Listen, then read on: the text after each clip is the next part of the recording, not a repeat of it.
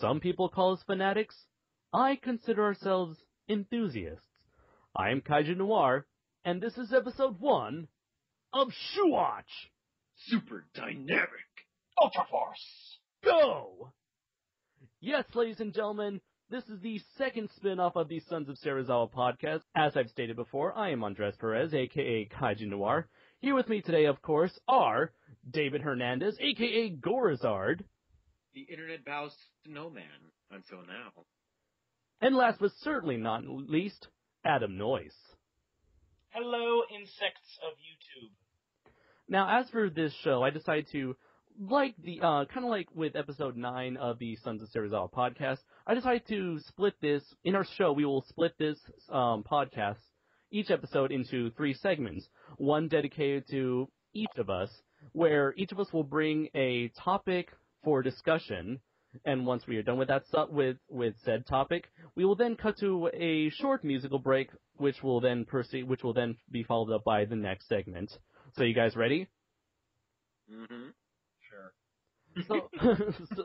So for this segment, which I will start.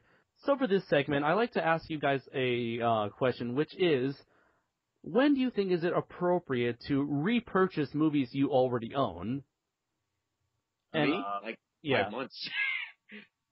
So you purchase the same movie every month or every 5 months?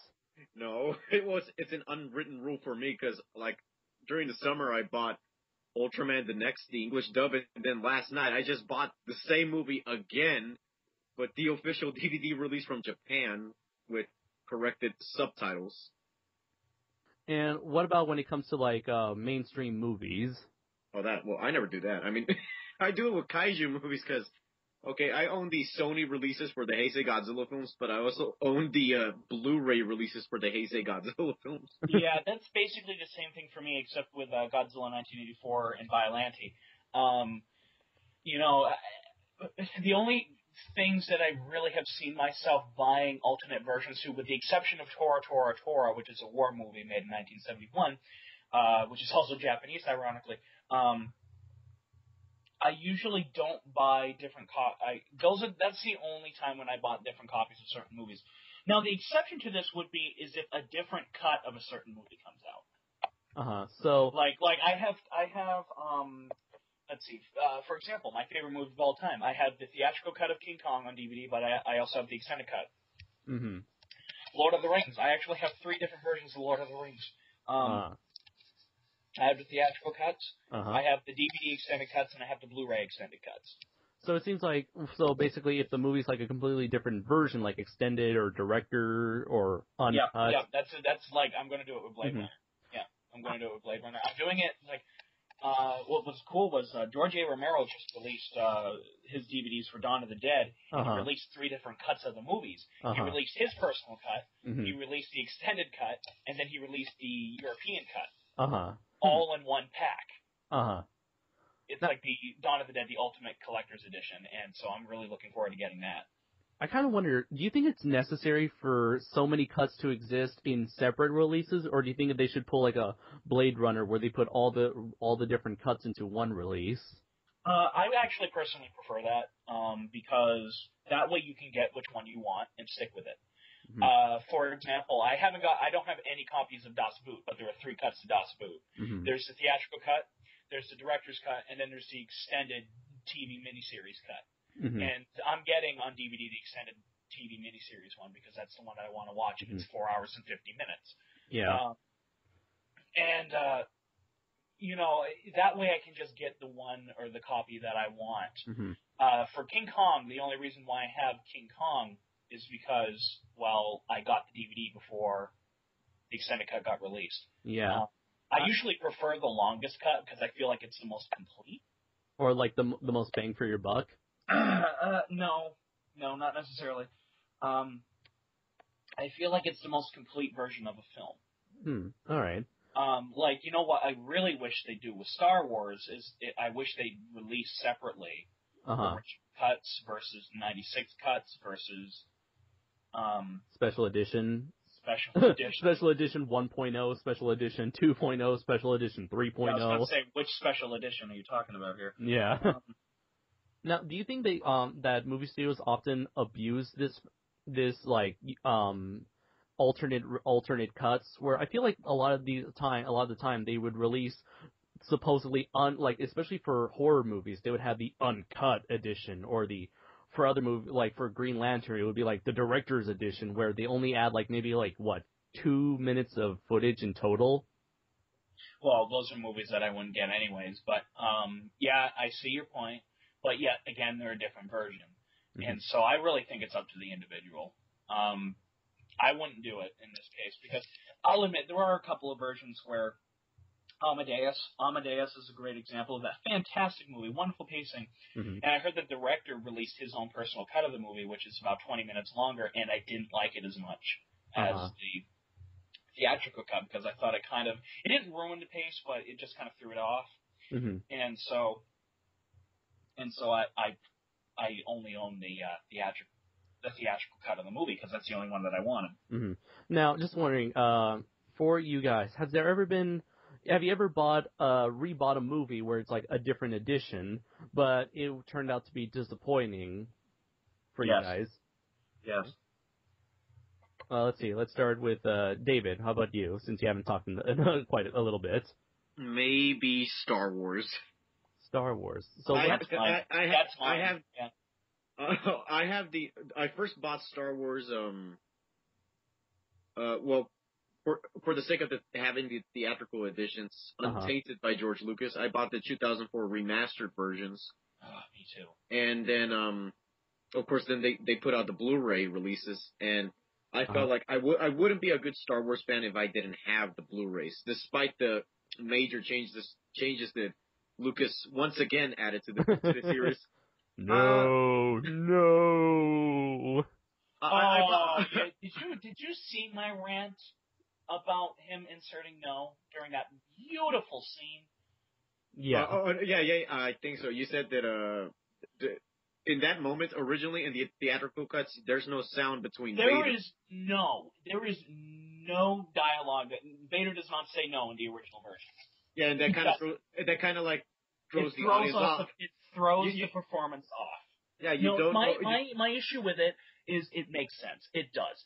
Believe it or not, the changes that George Lucas makes to these stupid movies, I can see. I hate to admit that, but I'm like, okay, you can get away with it, and I understand why you're doing it. And you know what? I don't get quite as angry as a lot of people do when it comes to the 3 original Star Wars films and their remasterings. But I drew the line during Return of the Jedi when I saw Hayden Christensen replace the old actor. That pissed me off because they didn't do it to Obi-Wan.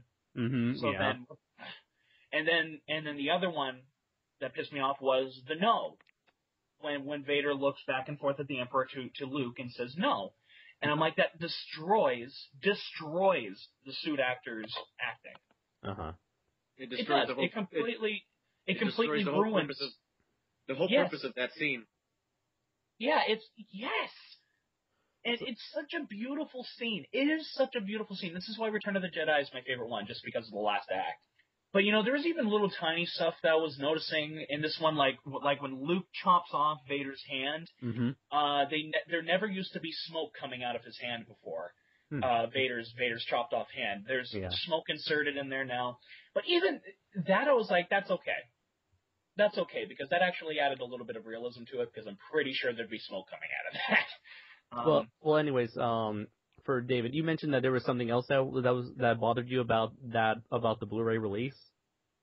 Well, I watched them all 3 in a row, and I just realized that I don't see the changes immediately. I would have to go to the internet and find them out. I did not know that they visually added that smoke coming out of Vader's torn hand. I had no idea. I didn't know that until now. I noticed that because I was like, that wasn't in the other cut. The thing was, I remember, I noticed that. The thing with Star Wars is that I still own the original trilogy on VHS, and So, like the untouched, like, original editions on VHS, and because they have never been released on DVD except for, like, as a special feature on the official DVDs when they're, like, really bad quality, I decided not to get them on DVD, nor did I decide to get the Blu-ray release, because I feel like because there are these companies that are ready to distribute these movies, these really big famous movies, like every 5 years or 10 years or so, I feel like eventually they would have to release the original edition sometime. I mean, eventually, I think they will. I really do. I really think that they would make a lot of money, and because Disney now owns Star Wars, I feel like why would they not do that? I mean, it's free money right there. Well, you know what was funny? And during my rant about that scene where Vader says no, and I tore George Lucas a new one, mm-hmm. I also blamed the fan base for letting it happen. And because a lot of people were like, "Are you talking about the fan base? Are you talking about like what you fan base? Are you talking about like the people who actually go out and keep buying the special editions?" I was blaming basically Star Wars fans for letting it happen in general, because they were like, Star Wars fans don't have that big, and they're like, the fan base actually doesn't have that big of an impact, and I was like, that goes to a certain extent. There was a lot of bitching about it, but there was no absolute outrage until the Blu-ray releases that were just released. And I brought up an example from Star Trek, because Star Trek fans and Star Wars fans are basically two sides of the same coin. They're pretty diehard. Actually, that puts it politely. And Nicholas Meyer wanted to do a remastered version of Star Trek II, The Wrath of Khan, which was completely redoing the visual effects, adding stuff in there, and basically doing what George Lucas did to Star Wars. And the fans were outraged. They were like, this movie is gold. Do not touch it. Like, there were huge campaigns. They blew the ones for the release of theatrical cuts of Star Wars out of the water. They did.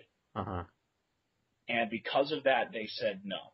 They were going to remaster it in terms of audio, which it needed. But they weren't going to redo the visual effects. They weren't going to redo, the important stuff. And I really do. Fans a lot of fans of Star Wars like to blame Lucas for everything, and it is mainly Lucas's fault. And you see, I feel really torn about this, because a part of me is like, but it is Lucas's universe. He can do whatever the fuck he wants with it. But part of me is like, but it's not just his universe. It has to be the fans' universe as well. You have to give what the fans want as well. Which is why I think the original Star Trek movies succeeded so well. Even with the remasters. So I see. So now that makes me, and that leads me to asking another question: which movies would you like to see get re-released? And if so, if there's like if you want, what movies would you like to see have like an extended cut, or a new cut that hasn't been released before? You know what? It's funny you brought this up, because lately I've fallen in love with this movie that was released the same year as Saving Private Ryan, and because of it, the movie, unfortunately, it kind of flopped. It's a World War II movie that takes place on Guadalcanal. It's called The Thin Red Line. One of the most breathtaking war movies I have ever seen. In fact, I just want to point out the cinematography. On average, every shot lasts 8 seconds. Which is intense. The cinematography, it's a breathtaking movie, but here's the thing that I found out about the movie, is that apparently the editors cut out 2.5 hours of footage from the movie to make the movie have a runtime of, I think, 2.5 hours. So basically the movie was going to be 5 hours. I want to see an extended cut to that movie so bad. Because apparently they cut out entire character scenes, entire even characters in general. They cut out, like, Adrian Brody's character in the movie was apparently a huge pivotal part in the original cut, but a lot of his scenes were cut out, and so in total he only has 2 minutes of dialogue scenes in the movie. And I want to see an extended cut to this movie so bad, because Criterion Collection just released a Thin Red Line on Blu-ray, which I'm getting. Mm-hmm. And I really want to go up to the director, Terrence Malick, who's a very quiet guy, a very reserved guy, and be like, can you release an extended cut to this movie? Mm-hmm. Because I want to see that stuff. The other movie that I wanted to see an extended cut to was my second favorite movie of all time, Gods and Generals. And they just did release it for the Civil War's 150th anniversary, which they added an hour and a half of footage to the movie. And it's so much better than the theatrical cut. It fixes all the problems I had with the theatrical cut. And, I mean, I've been blessed with that. I've been blessed with the extended cut to Gods and Generals, but I really want to see one. Really want to see one for the Thin Red Line. And also... I'm sorry. No, go ahead. Sorry, it's just that. I have so many. I'm sorry. I have so many movies that I want to see an extended cut to. Well, it's okay. As for you, David, is there anything you would like that has already gotten a release on home media that you would like to get re-released, either with like extra special features or with like an extended cut or something? Actually, quite the opposite. Not actually an extended cut, but an original intended cut. I want to see how The Hobbit would have turned out as two movies. Because, okay, you guys already seen The Hobbit, obviously. Yeah, I've seen. I'm going to stay quiet. I'm going to stay quiet during Dave's little talk about this. Okay. So, any listeners out there, if you haven't seen The Desolation of Smaug, then skip like 10 minutes away into this video because I will spoil the movie. I'll put it in the description as well as in the video itself. All right, fine. Okay, I recently Peter Jackson revealed that when The Hobbit was supposed to be two movies, the first film was supposed to end with Bard aiming his arrow at the dwarves. It was supposed to end there. And so the climax of the first Hobbit film was the whole barrel sequence with the orcs and the elves and the Thorin and company. Really? Yeah, between that, if that was supposed to be the climax, and you look back to the Unexpected Journey, I am curious as to how much material they removed, because I doubt that the film was going to be close to 2 to 3 hours, because nowadays I don't think they allow filmmakers to go past the 170-minute mark for mainstream films. That is wrong. I know, like, Watchmen, that was like an hour and like 2 hours and 45 minutes, I think. Like, it's theatrical cut. Watchmen is long. Yeah. It is long. They stretched it. But it was good. I loved Watchmen. I'll go ahead, David. Yeah, well, so much footage would have been taken out. I mean, I guess they went back into reshoots. I don't know much about the production of The Hobbit. They went into a lot of reshoots. For example, I was actually talking to Andres about it. The original love thing between the female elf and the dwarf was originally there, but Universal told Peter Jackson to reshoot a love triangle and added Legolas in there. Oh, really? Yes. I did not know that. So, okay, you probably know more about this than me. So a lot of the stuff that was in Unexpected Journey wasn't even in there originally, right? That is correct. Or when Guillermo del Toro was involved, yes. Which was when they wanted to make the two movies. Yeah, because I heard that the first film was supposed to be like Guillermo's world. It was supposed to be this whole thing done from his perspective, but when they would go into the second film, it would kind of transition into Peter Jackson's world version of Middle-earth. It would transition into that of The Lord of the Rings. Well, Guillermo del Toro and Peter Jackson have so similar styles that I don't think it would have been different by that much anyways. But I really, in terms of The Hobbit, because I've been following The Hobbit ever since he said they were making the movie. And it's been production hell. It really has been. The Hobbit has been production hell. And I was so scared. I was so scared because as much as I like The Hobbit and Unexpected Journey, it had major issues. Yeah, because like I highly enjoyed the first Hobbit movie, but I do get a lot of the complaints from people saying that it was too long or like serious pacing issues. Well, you see, here's my issue with it. Like, I can't wait to see the extended cut. That's the thing. Like, I did mention with you before, but I understand that they took a lot of Tolkien's notes and used those notes to create this larger, more expanded story. But I don't understand why there needs to be an extended cut of all three movies when the trilogy itself feels like an extended version of the original Hobbit book. I mean, the Hobbit book is no idea, Andres, how much they've cut out. I mean, no idea. It seems like just a simple story about a group of people going off to kill a dragon. I understand. And that's a lot. That's a lot of the complaints that I'm getting with it, and I understand it because that's essentially what J.R.R. Tolkien wound up writing the book to be. But and many people enjoy that story for that reason. Yes. I mean, I feel like, and I completely, mm-hmm. I completely agree with that. See, a part of me feels like I'm biased towards it because I'm in love with Peter Jackson. I owe Peter Jackson my entire career. But another part of me is like, but I really, really like it. Uh-huh. I do. I really like it. I love Desolation and Smog so much. Mm-hmm. Like, I still felt like I was watching The Hobbit. Not someone's reimagining of The Hobbit, you know? I felt like this was The Hobbit. All right. So I guess if you guys are okay with me moving on to what I would like to see get re-released. I mean, I have another movie that I want to talk about when you're done. Okay, sure.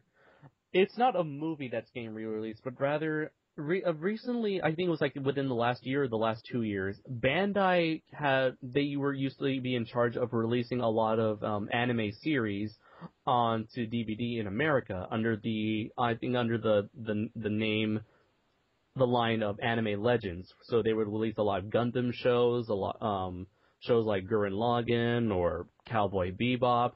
And within the last 2 years, Bandai stopped producing these DVDs, and they decided to they weren't going to be in like the distribution business. So now if you go onto Amazon and you try to look for these DVDs, the prices on Amazon have like skyrocketed ridiculously. So I would like to see a lot of these shows get re-released under a new distribution company, so I wouldn't have to either rely on Malaysian DVDs or waste like $300 just to get the original Gundam series on DVD. So I guess it's more of a. It's not like nothing. It's not like something where I want to see an alternate cut to, but rather I want to see something get a new re-release. I think you're going to thank me for this, Andres. Mm-hmm. You need to check out a company called Animego. Okay. They release Japanese movies that have never been, or even Japanese shows that have never been released in the United States before. Uh-huh. I have several Animego DVDs. Mm-hmm. Some of the best DVDs I've got. Uh-huh. They released a lot of anime stuff. I don't know if any of the anime that you just mentioned has been released, but I think you should give it a check out just in case. Okay. Because Animego is one of those companies that is really overlooked, mm-hmm. and they release a lot of Japanese shit. Mm-hmm. They do. Also, there was that reminded me. There was another brand, ADV. ADV. They were like the people to go to back in like the early '90s, like late '90s, early 2000s, if you want to get your anime published and get an American release. And since then, ADV is like long gone. And so a lot of DVDs of shows or OVAs that they used to put out, it's hard to find. It's like, for example, Evangelion. It's like almost hard to find those single DVDs or those good luck looking for a box set of that show. Well, it's kind of like what wound up happening to. It's so funny because when you and I did our chat on Death Note, on BIOS. Oh, okay. On BIOS Monster and the H-Man. Yeah. Right after I uploaded it, I found out that DVD went out of print. Yeah, a lot of Media Blasters Toho movies have gone away. Like let's say Frankenstein versus Baragon, That's gone away. Space Amoeba, Dogora. But I have Space Amoeba, I have Dogora, so I'm very blessed with that. But I want to get Atragon. It's like $109 something, and I'm like, no. Luckily I have Latitude Zero. I know, and I have never seen Latitude Zero, so I really want to. The Toho pack that has the Mysterians, Varan, and Matango. And I have that, so I'm blessed. Let's see, I'm looking at my shelf right now, because I was lucky to get my hands on all of them before they went out of print. Oh, you know why? I think it's because the company that released it went out of business. Yeah, because, like, I remember back then when they were released, they were going to release Destroy All Monsters, re-release Destroy All Monsters, and release Godzilla vs. Megalon for the first time. And they got into...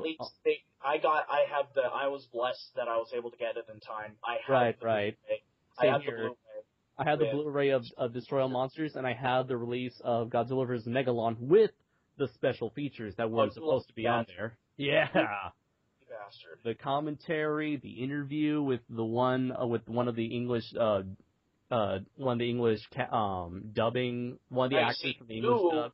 I wish Dave had that, because then I would ask him to screw Ultraman, and I'd tell him to do that one. Which one? Megalon. Because I'm such a sucker for that movie. Godzilla vs. Megalon? Yeah, because I have the version with all the special features. Yeah, alright, I'll make a copy of that one too. Adam, just for you, I went out and bought a 50 DVD-R pack. So I have a shit ton of DVDs I can rip if you want. Originally I was going to rip you a Pacific Rim if you didn't have it. No, I got it. Yeah, you don't need to worry about that. As soon as I saw it at Best Buy, I was fucking got my greedy paws. And it was the last one on the shelves. So, like, I was looking around, making sure nobody was going after it. Like, I ran for it. It was hilarious. You're like someone was about to like get that last copy, and you're like, rocket punch, mofo! No, I would have yelled Shuwatch. Shuwatch! Well, I guess, yeah, so as I was saying, all those Media Blaster DVDs, those definitely need to get re-releases. I mean, those releases were pretty decent, and a lot of the special features, a lot of the special features were taken directly from the Japanese releases, just give them subtitles, and I wish a lot of these Godzilla DVDs would do that, just take those bonus features and give them subtitles. Like, I know from what I've heard, because I don't own Space Amoeba, Varan, the Mysterians, and Matango are Japanese with subtitles, and they are some of the greatest commentaries I have ever freaking, in this case, read. Mm-hmm. Because they were so informative and gave me so much backstory to each movie, that I have like a new respect for them. Right. And especially, I'm sure everyone wants this. Like, the Heisei Godzilla series, the majority of the Heisei Godzilla series have the special features, the Japanese cuts of those films. Those need to get released. Well, the Japanese cuts aren't different from the American cuts. Right, but at least it's it's the original language. Like the original language stuff, right? Mm-hmm. I personally don't have that much of an issue with the TriStar releases of Son of Godzilla, Godzilla vs. the Sea Monster, Godzilla vs. Mechagodzilla, Gigan. I don't really have that much of an issue. I mean, of course, special features. Yeah, I want special features too, but at least I have my Japanese language version. Yeah, that's the thing. And some people have issues with their subtitles on that. I've been blessed that I haven't had issues with them. Even those have gone out of print. Really? The TriStar DVDs? A lot of them have. Like Godzilla vs. Gigan. Mm-hmm. Like, I've been wanting to get my paws on Godzilla vs. Gigan as much as I don't like that movie. I want to get my hands on it. And because I'm only missing 4 Godzilla movies now. Now, I can't. Because it's out of print. I wonder if it's easier nowadays to get Godzilla movies than it was back then. I mean, back then you would have, not all of the Godzilla movies were released, but you had maybe 5 different VHS versions of the same movie. Well, VHS makes me want to shoot myself anyways, but So, the only thing that never mind. I don't know. So, another thing I want to ask, when I asked you from the guys from the beginning, when do you normally repurchase movies that you already own? And another big factor I want to bring up was when there's a new format that's available, because, back then we used to have VHSs, then DVDs, and now Blu-rays. How often do you purchase movies because it's on a new format? Rarely. Because I have a few movies that are clearly on Blu-ray that I have on DVD, and I'm like, I already have it on DVD. It's the same exact version as the Blu-ray, so I'm not going to get it. If it's that good, then yeah, I would get it on a different format. Like that's the kind of like the philosophy I follow with the Heisei Godzilla films. I already own the Sony releases. Those I would get on Blu-rays.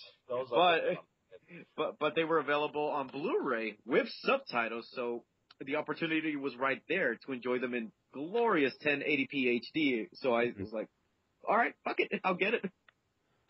Well, you see, the thing that's annoying me is that the copies I have for Godzilla vs. King Ghidorah and Godzilla vs. Mothra: The Battle of Earth are in full screen. And not in the original widescreen ratio, and so that's why I really want to get new additions to both of those movies, and preferably in Japanese because I hate the dubbing in those movies. But at least I've got them right now. It's kind of my mentality. And then let's see. The only time that I think I really upgraded from a different copy, from a DVD to a Blu-ray, was for Rocky Horror Picture Show. And that was because it came with a shit ton more special features. Yeah, I'm a real big special features guy, and if it has significantly more special features, like if it was like say an anniversary edition or something, yeah. Because I'm looking at my DVD shelf, and of course I bought the Criterion Godzilla, even though I already had the classic media Godzilla, because of the special features. I got the Gamera Blu-ray trilogy, even though I have all 3 ADV DVDs, and for some reason, those are out of print. for some reason but for some reason Gamera Guardians of the Universe is much easier to get on DVD than Gamera 2 and 3. And let's see, so I got that on Blu-ray. I did get the original. I did get Jurassic Park, the Blu-ray trilogy pack, only because even though I had Jurassic Park 2 and 3 on DVD, I had the original Jurassic Park on VHS, and so I got the trilogy Blu-ray for the first movie, mostly for the first movie. You see, I would have done something like that too. And a lot of the movies like I have... I was missing one, and then all of a sudden they released it as a pack. I might have done that too, but it depends on how much I like the series. For example, to go back to Star Wars, I refuse to get the prequels. Oh, yeah. I refuse to get the prequels. I refuse to support the prequels at all, because I hate them that much. Yeah. And so I only bought the three original movies on Blu-ray, because the only copies that I have of that are on crappy VHS that are completely worn out because, I was a dirt kid. And I didn't treat things with respect. I did get, I think last year I bought the 25th anniversary Ninja Turtles Blu-ray box set because I had the first 3 Ninja Turtles on VHS, and I never got TMNT. Let's see.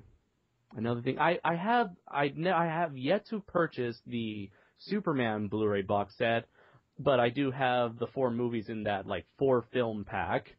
So maybe I'll consider getting that Blu-ray pack I could tell you another movie that I got the 2 versions too, and that's because the 2 versions are so radically different. To be honest, is probably one of my more prouder DVDs. Is when I got my dirty, greasy little paws on the Japanese version of King Kong vs. Godzilla. As much as I don't like that movie, the fact that I have the original Japanese version in my possession, I'm so proud of. Because a lot of people don't. Yeah. And it's hard to get a hold of. It really is hard to get a hold of. Oh yeah. You would have to go. If you don't know where to go. Yeah. Pretty much have to rely on like black market websites and basically bootlegs for that. Yeah, and mine's not a bootleg copy. It's a copy of the Blu-ray. Oh, nice. And so it's really good quality, and the subtitles are a lot better than the bootleg too. Because that was the first time I ever saw it. Bootleg. I did get a bootleg, a Blu-ray bootleg actually of Godzilla, The Return of Godzilla and Godzilla vs. Biollante. I have been holding off getting the official release of Biollante because of that. I already own it on a Blu-ray in some form. Well, I don't even have it on VHS, so of course I'm going to get it. I actually have the VHS of versus Biollante. That's how I watched it the first time, though. Yeah.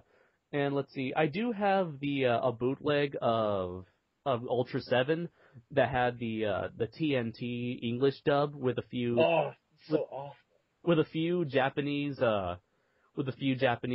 episodes that were not imported to America, and because of that, since the Shout Factory has the original Japanese language, I guess I'll get that just to say, hey, I have both the English and Japanese versions.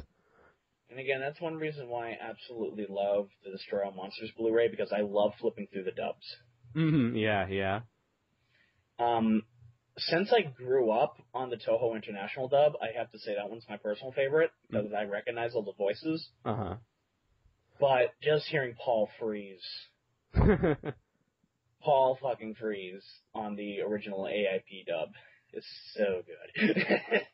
This is another one where, I don't know, a lot of recently Toei made a deal with I forgot what was the DVD the distribution company, but they decided to release a lot of their older TV shows and a lot of their older anime series in America, but instead of getting like a complete series box set, they would edit these series into movie compilations. Oh, I hate that.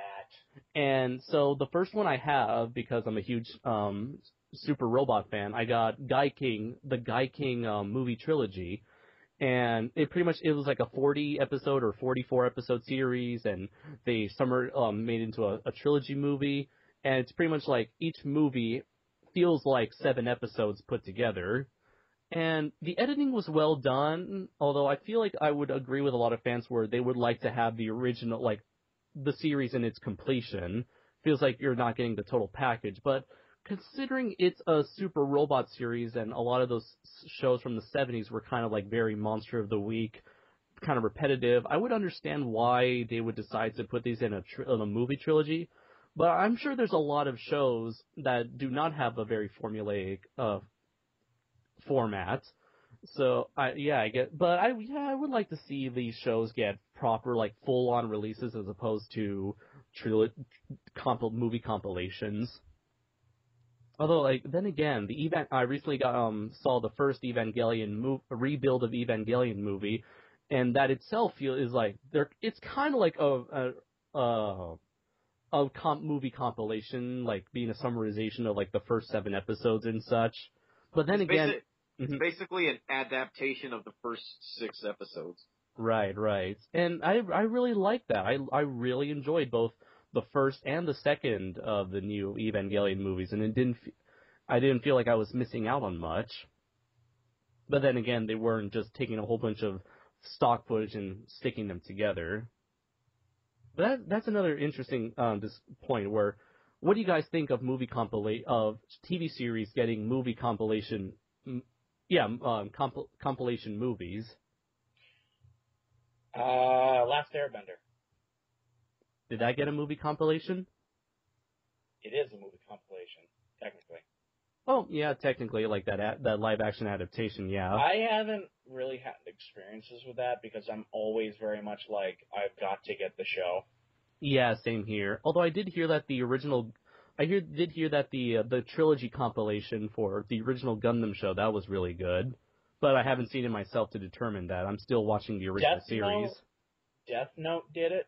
Yeah? For the anime show. It sucked. Huh. Because it cut out a lot of the mystery. Mm-hmm.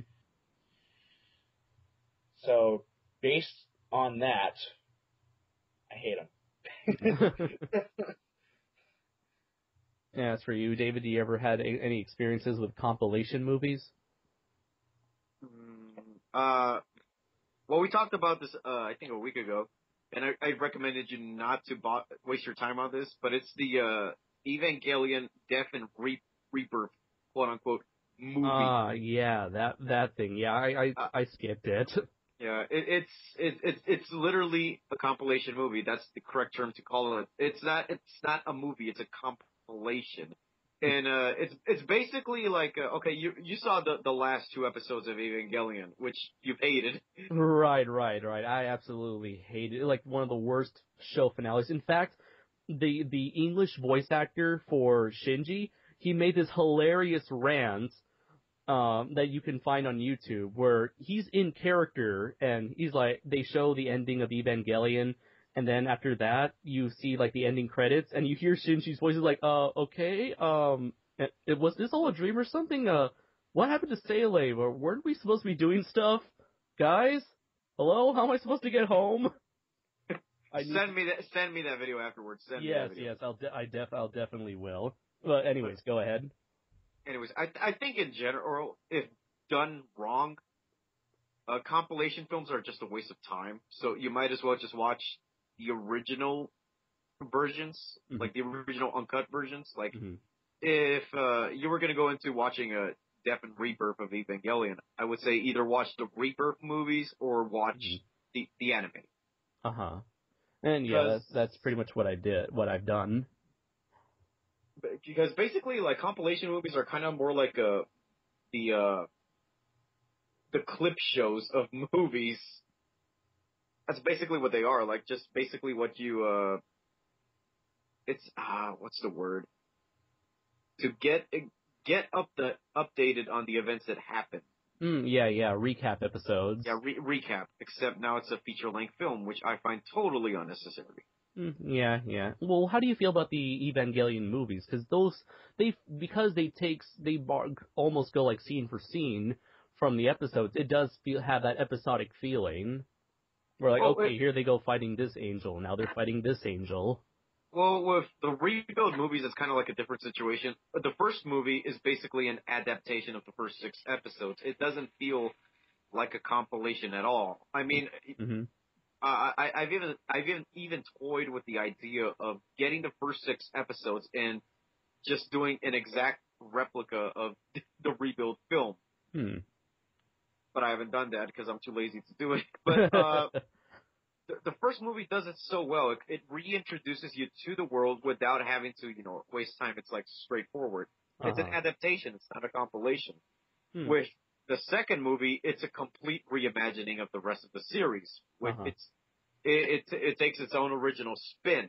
It is an adaptation, but at the same time, it's not. It's its own original thing. But it takes the source material from the anime and applies its own original spin to it that works, and that's why I love Evangelion 2.22. Okay. So I feel like we should end this segment right here, unless any of you guys would like to add anything or would like to give your final thoughts on re-releases in general. I do. Okay. I have something that I wanted to say. Okay. Another movie that I really need to see an extended cut to. And I don't know if I ever will because we haven't found the footage yet. Is Cleopatra, made in 1963. With all the footage that they have so far salvaged back into it, because originally what was going to wind up happening was the movie was wound up. I won't go into to the production problems, but the movie wound up being so long that they said that they wanted to split it into 2 movies, which makes sense if you know the plot. Because it really does feel like 2 movies hooked into one. But 20th Century Fox said no. And so the director, Joseph L. Mankiewicz, had to cut literally around 4.5 hours worth of footage out of the movie. Now, Fox has recovered around 45 minutes of that footage and has inserted it back into the movie for the 50th anniversary Blu-ray release, which I just ordered, as you guys were talking. But I really want to see the full uncut version of that movie, because that movie is a piece of cinematic gold. And there's so much that apparently that they had to cut out, that entire characters are missing. Mm-hmm. Entire plot points are missing. And you see, it's that kind of shit that makes me want to see extended cuts. Mm-hmm. Wait, so, isn't Cleopatra already like 4 hours long? Yep. And there was more footage? I told you that they wanted to make it 2 movies. Just wondering, how long is it compared to like the Ten Commandments and Ben-Hur? Longer. Wow. It's about 30 minutes longer than Ben-Hur. Ben-Hur is longer than the Ten Commandments, I think. Because even on Blu-ray, the Ten Commandments and Ben-Hur are still on 2 discs each. Yes, then I have it. Let's see, Cleopatra, right now, with everything added back into it, is 4 hours and 12 minutes. So you're saying that this uncut version may be like 5 or 6 hours? 7 or 8. Dang. They wanted to make each movie 4 hours. Uh-huh. You know,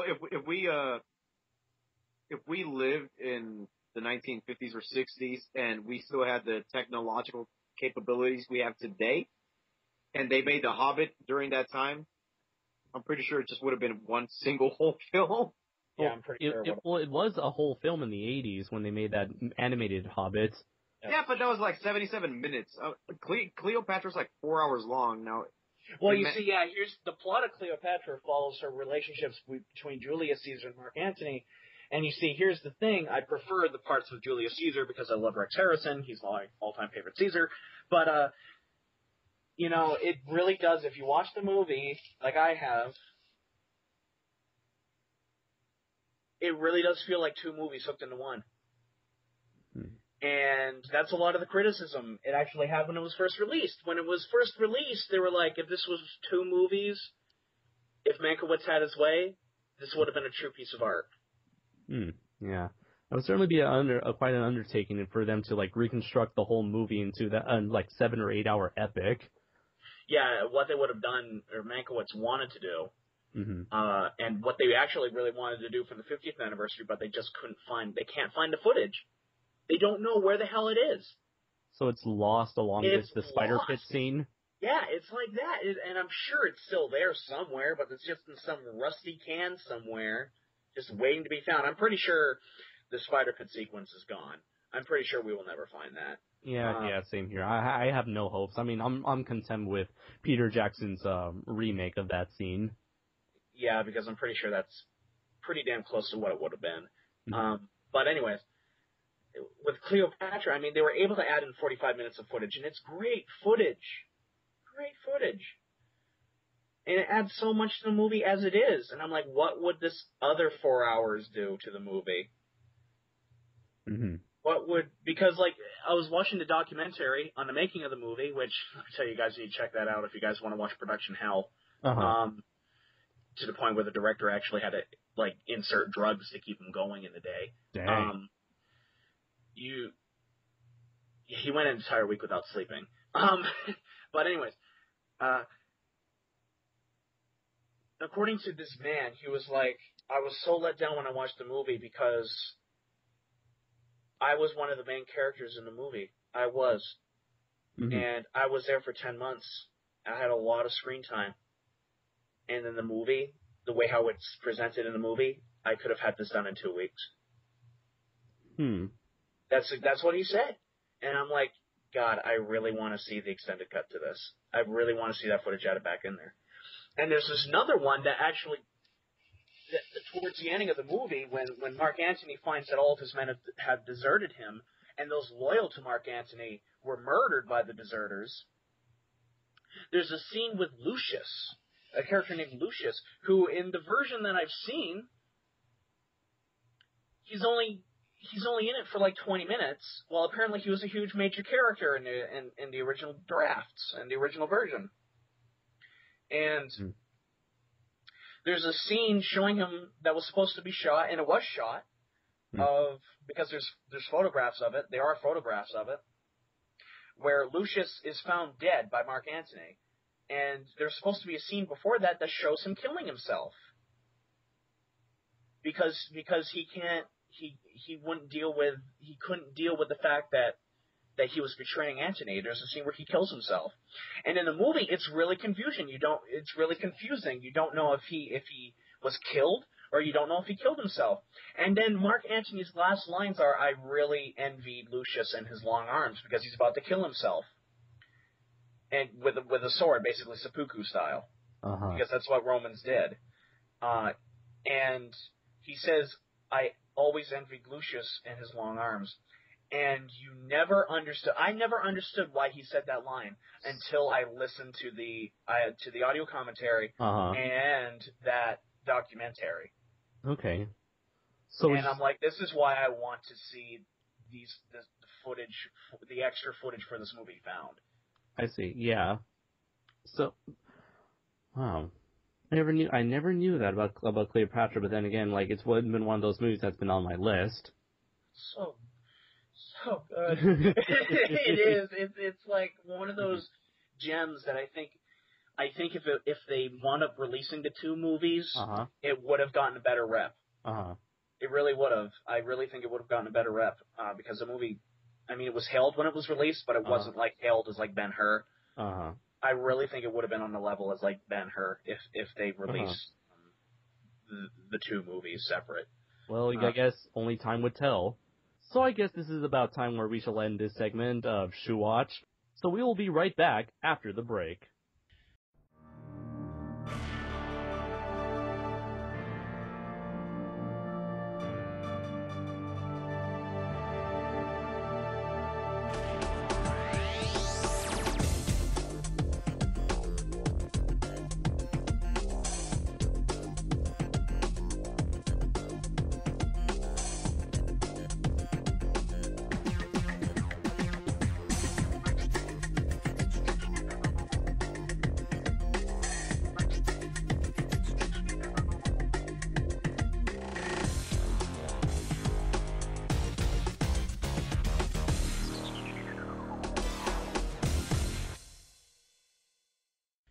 Greetings, my friends.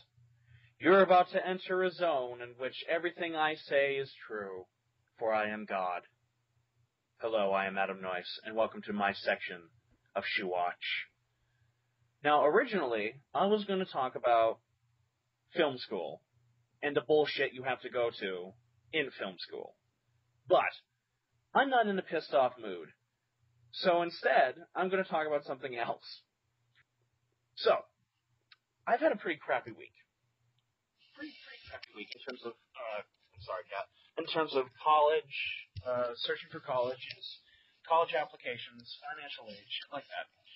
Pretty shitty week, pretty chaotic week.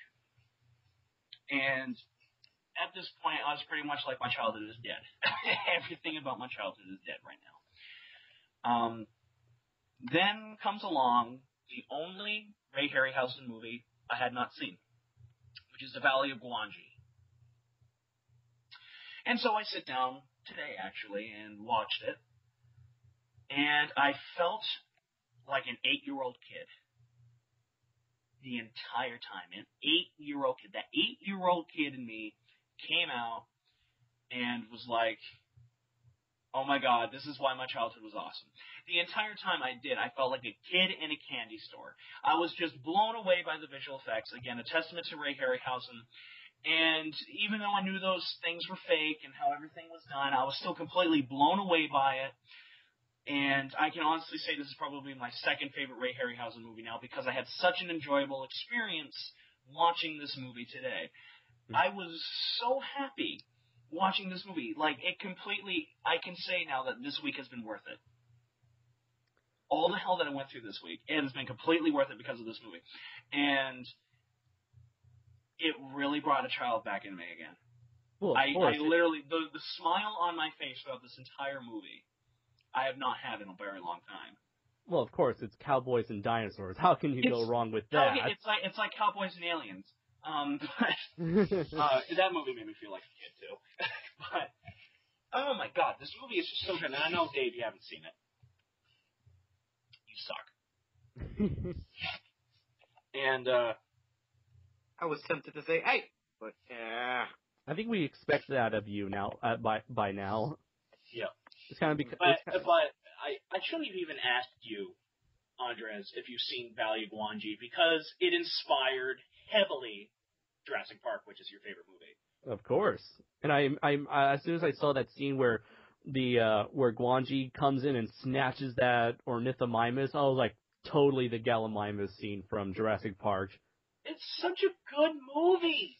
I mean, here's the thing that was so cool about it, is because I knew the production history behind it beforehand. Right. Because I'm a fan of Ray Harryhausen. Right, because this was originally this was like a story written by Willis O'Brien, right? Well, so this was basically Ray Harryhausen's, because at this point Willis O'Brien had died. Right. This was Ray Harryhausen's love letter to Willis O'Brien. Well, yeah, and this is an adaptation of Willis O'Brien's script. Yeah. Yes, that's why it's his love letter. Right. It's his love letter to Willis O'Brien. Mm-hmm. And above that, this wasn't a movie that was meant to be taken seriously at all. Yeah, it's just pure escapist fantasy. Right from the get-go that this movie was supposed to be a fun escapism. You know what? It feels like it was a spoof of Ray Harryhausen movies. It really did. And I was like, I could tell that everybody involved in this movie was having a goddamn blast doing it. I mean, just the whole premise. Cowboys versus dinosaurs. I mean, it wasn't anything new. It wasn't. Mm-hmm. Well, yeah, because the Beast from Hollow Mountain, which was surprisingly what Willis O'Brien worked on when he couldn't get Valley of Gwangi made. And that movie's crap. Yeah, I mean, I haven't seen the movie for myself, but from what I've seen from the trailers and the clips I've seen, yeah, it's like, it's no Harryhausen or Gwangi, which is unfortunate for Willis O'Brien. It had such a low budget. I mean, if you watch Black Scorpion, that's Ray Harryhausen. That's a Willis O'Brien. Willis O'Brien also did The Giant Behemoth. Right. Visual effects on that movie are fantastic. Yeah, he had a budget. Yeah. But anyways, I just wanted the scientist in Tuck, played by James Franciscus. Yeah. Oh my god, they were so funny. Mm-hmm. Like I love the scene when they see the little tiny horse. Yeah. First off, I saw that thing walk out on screen, and my father was like, "Oh, look at that, that's so cool." And I was just like, "Oh my god, it's so cute!" It's so cute. Oh my god, it's so cute. And anyways, I love the dialogue that goes on in this scene, because James Franciscus is like, the money, and then at the same time you got the scientist who's like, the research. And then they just go bantering off of each other. I was like, this is great, this is fantastic, this is hilarious. I was laughing like a little kid, watching the reactions the characters have, and everything like that. Yeah, and I like how with with a Western, you either have the character who's like the high and mighty sheriff here to save the day, or you have like the rugged person with a dark past. And here you kind of have something a little bit different, where you have a guy had a bad past, but he's kind of like this smooth, like this quick, like fast talker who's usually in it for himself. And yeah, you like that character arc where he learns to become an actual hero. It's an archetype. Yeah, but it's worked so well here. It is. It is just, again, I don't know how much to explain it. It was one of the most enjoyable experiences I've had in a long time watching this movie. The only word I can use to describe it was I felt like an 8-year-old kid again. I did. Like, I was smiling the entire time. And I mean, the most impressive scene that my mouth was legitimately gaping open, because I actually know how he did it, which is great. But how he did it, I will never know. I will still always say that the toughest thing Ray Harryhausen ever animated was the skeleton fight from the ending of Jason and the Argonauts. This has to come as a close second. Is when they're lassoing Gwangi. Oh yeah, I was about to bring that up. How does he animate ropes? You know what he did? What did he do? Split screen. Split screen? Yep, they shot one side. They had a Jeep, and they put a metal pole on the Jeep, and they lassoed this pole on the Jeep, and then they pulled. Wow. and it was split screen, just so the thing was just off camera. And he was able to combine. And he was able to combine the two. The stock. Footage. So there's stock footage rope connected to a live action rope. Yes. Wow. There's stop motion rope connected to live action rope. Well, yeah, that's what I think that's what I was trying to say. By fucking frame through viewfinder. It took 4 months for him to edit. I'm looking at that scene right now, and I cannot tell. It's so good. It is phenomenal. And even the animation on the little baby horse, little tiny horse, it gave the thing character. Oh, yeah, totally. Every single thing that he does in all of his movies, all of Ray Harryhausen's movies, I take it this is just probably going to be me gushing over my idol now. He doesn't just make a move around. He gives him a character. Like there's a scene where you see Gwangi, Tuck is filling his water bottle, and then also Gwangi walks out in the background, and you see him itch his nose. You see Gwangi bent over and itch his nose, and I'm just like, this is fantastic. And yeah, you could tell like Ray Harryhausen, he's got so much experience that every single one of these creatures they feel real. They have their own, they move with such they have so much life in their movements. Yeah, and there's another scene too that Ray Harryhausen said he animated because he noticed that the horse jumped a little bit. But the little tiny horse, I forgot what it's called, goes up to the horse and they touch noses. And originally, Ray Harryhausen was just going to have the dinosaur the little tiny horse just kind of walking around the big horse and like, what the fuck is this giant thing? But when he noticed that the horse jumped, he said, I'm going to make it so that the baby horse and the big horse look like they touch noses. Right when the horse jumps. And I'm like, this is the sign of a genius. A guy who can add this much character into just this little tiny 6-inch to a foot tall puppet. Now, you ever wondered why they made like a good majority of the dinosaurs blue? I think it was because they honestly thought that that's kind of what their color were. I really do. Gray blue. That's what I got out of it. And I think that's actually what really happened was I think they were gray. But just the filtering of the movie and the aging of the movie made them look blue. Yeah, because these dinosaurs, they look very brightly colored. Very unusual compared to what most people think dinosaurs look like nowadays. Exactly. And I also want to say Gwangi's death. Oh, yeah. You gotta of all the places where he could have died, he dies inside of a church. That has to have some sort of symbolic meaning right there. Oh, yeah, that has to. And I feel bad for Gwangi at the ending too. Oh yeah. It just ends on him. It just ends on him screaming for dear life inside of a burning church. I know, and it's very sad. And at the same time, I kept making the joke throughout the entire final act. I was like, all Gwangi ever wanted was a hug.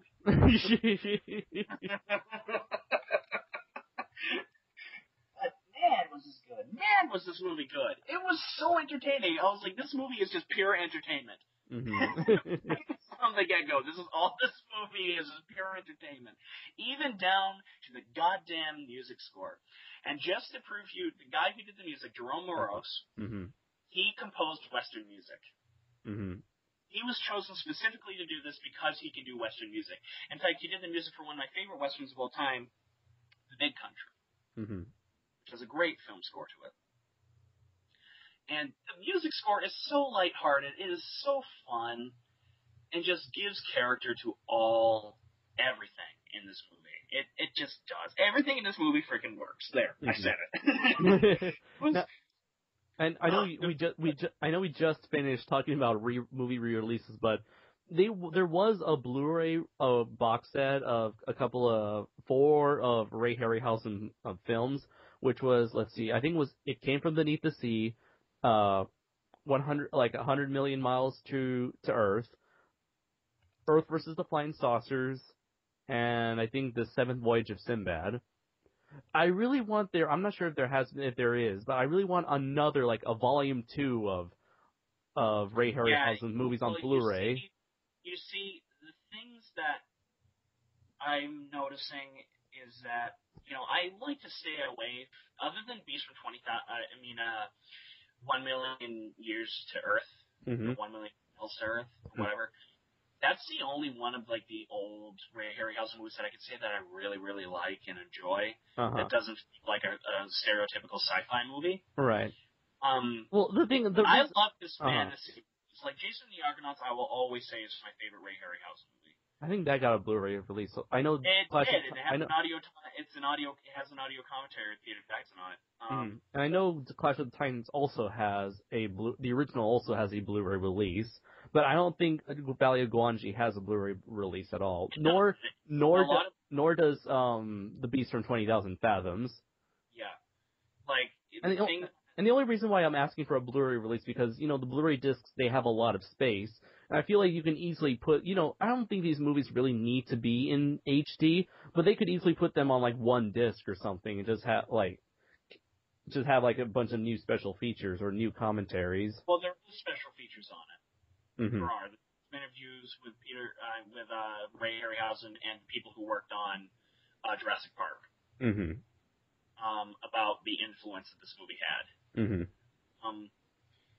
But yeah, I guess you're right. I guess you're right in terms of that. See, I'm definitely more of a fan of Ray Harryhausen's fantasy work than of sci-fi work. And this movie, I'm just gonna keep saying it over and over again. It made an 8-year-old kid. Mm-hmm. Yeah, it did. I was just like, if I watched this, I was laughing. I was like moving around in my seat. I was like excited whenever I saw the dinosaur. It was like I felt like I was watching Sinbad and the Eye of the Tiger for the first time. I was watching Sinbad, the Seventh Voyage of Sinbad, when I saw the Cyclops for the first time. I was like, ah! I was like, I felt like I was just in heaven. Mm-hmm. I was like, this is so cool. I do have to mention that I first became aware of Valley of Gwangi through this VH. I think I brought this up in SOS, where there's a VHS. In episode 9, where I have a VHS that featured that was like a compilation of trailers from a whole bunch of different dinosaur movies, and the Valley of Gwangi was one of them. And since then, I was always like, wow, Cowboys and Dinosaurs. I really want to see this movie. And I had no access to it until the advent of the internet, and that's when I finally got the chance to see it. God bless the internet. Oh, yeah. Wait, did they really release Sinbad and the Eye of the Tiger on Blu-ray? You just found out right now. You're checking on Amazon?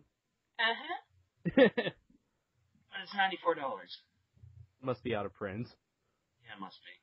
Oh, well. That's another movie that needs to be re-released. Sinbad and the Eye of the Tiger, I know it has a huge bad rep, but it was always my second favorite one until I watched Valley of Gwangi. And I love Sinbad and the Eye of the Tiger. Pure nostalgia right there. And I love the Sinbad movies in general. Well, hopefully, hopefully David will soon get an opportunity to check this film out. I just want to say, David, how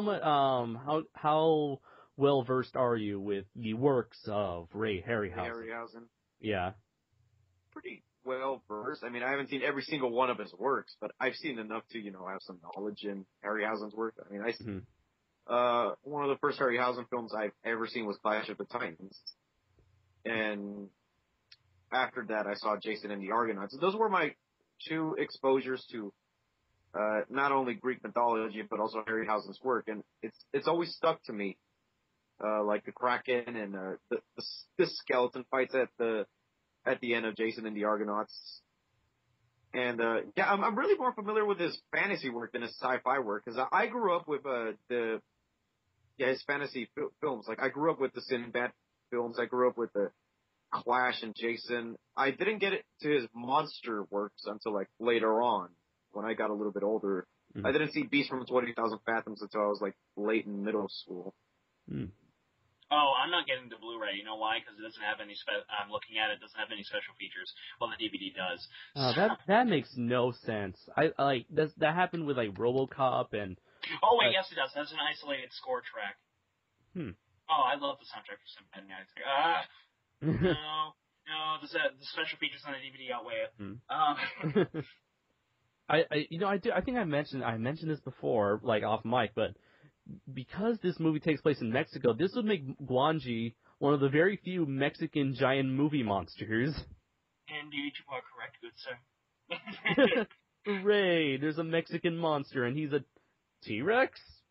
I don't know. It's always. I think he's an Allosaurus. Yeah. I saw three. I think I saw three fingers. Willis O'Brien identified the creature as an Allosaurus. Yeah, apparently, like when it comes with Ray Harryhausen, I think he, like from what I've researched, he's like, Allosaurus, T-Rex, they're both the same. Just one was bigger than the other. Even though there really weren't. If you asked a paleontologist, a paleontologist would probably be like, no, there's all these differences. So, in other words, if you haven't seen a fella like Gwangi, you need to. It'll make you feel like an 8-year-old kid all over again. Easily, I give this movie 4 out of 4 stars. Absolutely phenomenal. Absolutely phenomenal. Everything about this movie works. It's a movie that's meant to be fun. I feel like an 8-year-old kid again. That's just about all I have to say for this segment of Adam Noyes' I Am God. Sayonara. See you guys after the break.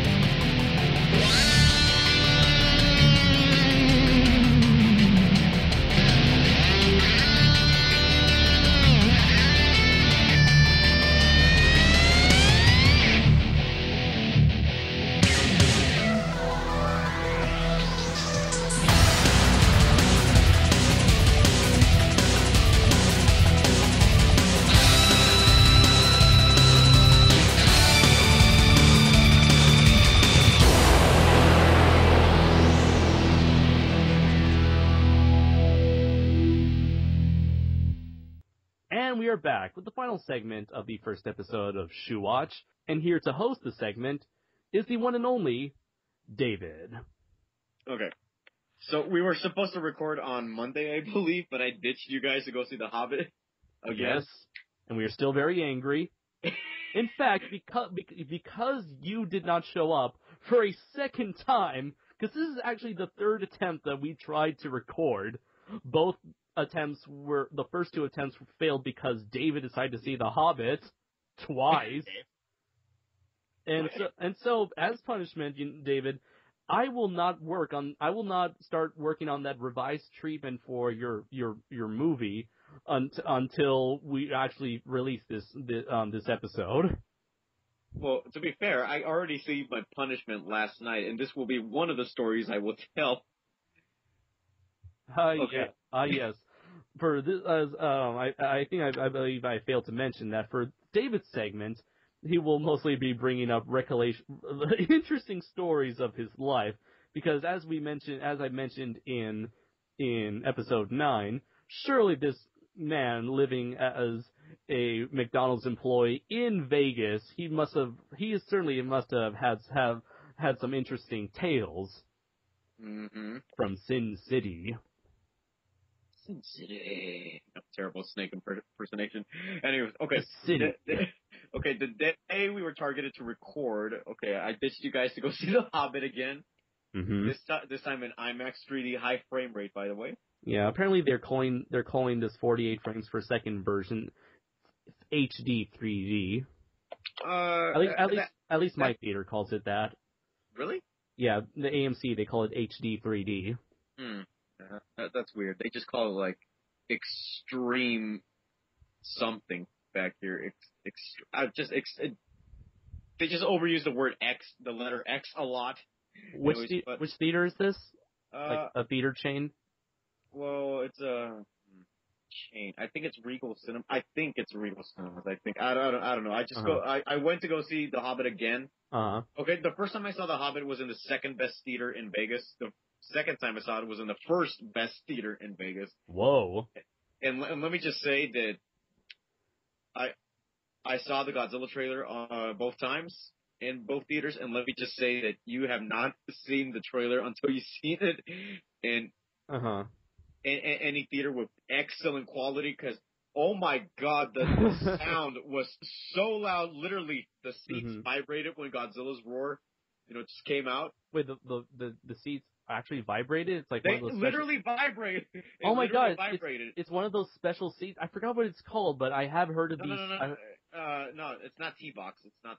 I know what you're saying. No, this was like a D-Box, whatever. Yeah. No, okay. They didn't vibrate on command. They just vibrated because the sound was too loud. Oh, okay. I do this all the time. Every time I go to the theater, I would put my phone in the cup holder portion of the seat.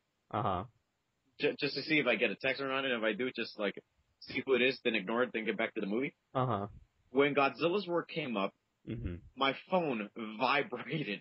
I looked at it, and no one texted or called me within the last 3 seconds that Godzilla's roar was happening. It was that loud that my phone vibrated on the cup holder.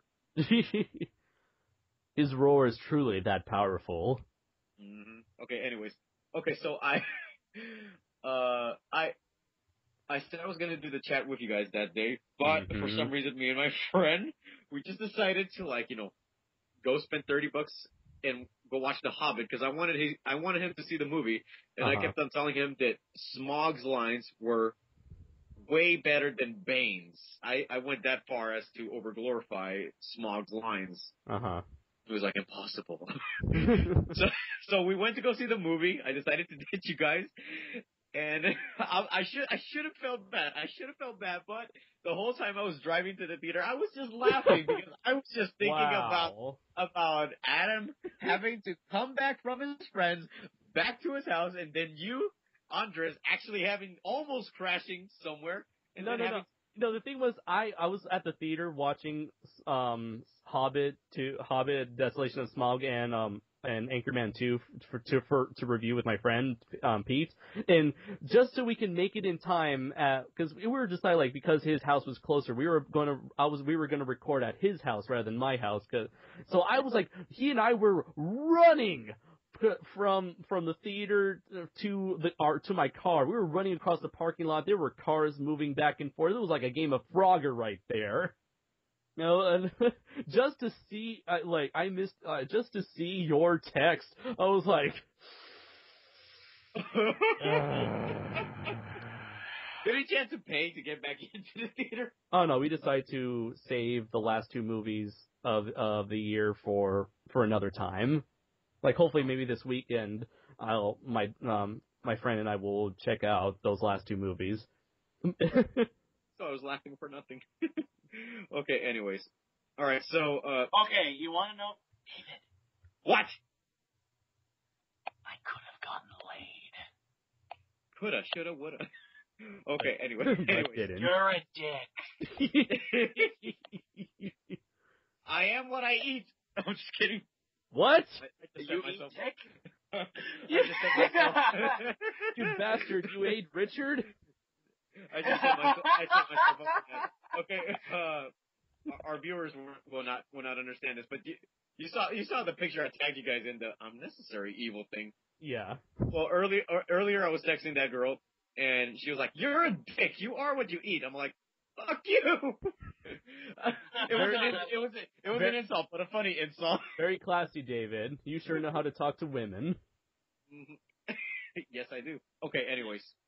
Alright, so if you guys are ever in Vegas, and if you decide to go to the Red Rock Casino, which is the #1 best theater, in my opinion, to go see movies because the screens are huge. They're practically like IMAX size, and that's only the regular screens. Whoa!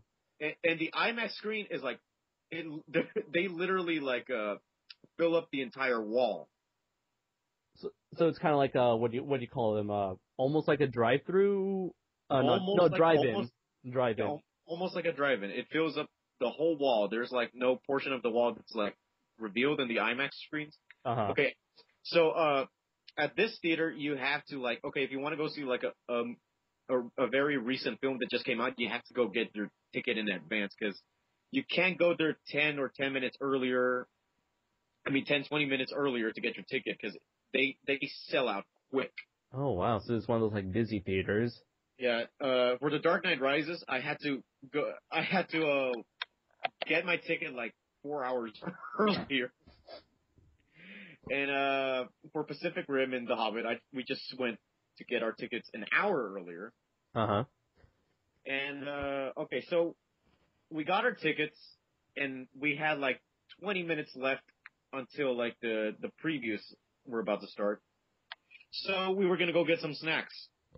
And so, since there's a gas station across from the casino, we just decided to go there. But the problem is getting out because there are so many detours to take. We just decided to go with the one that was like closer. But we realized that the detour, it took us into the freeway. And I started panicking. Because, we're going into the freeway. We just passed the little convenience store, and we only have like 15 minutes now to make it to the movie. I'm like, fuck, no! I really wanted to see that Godzilla trailer in that theater. Yeah.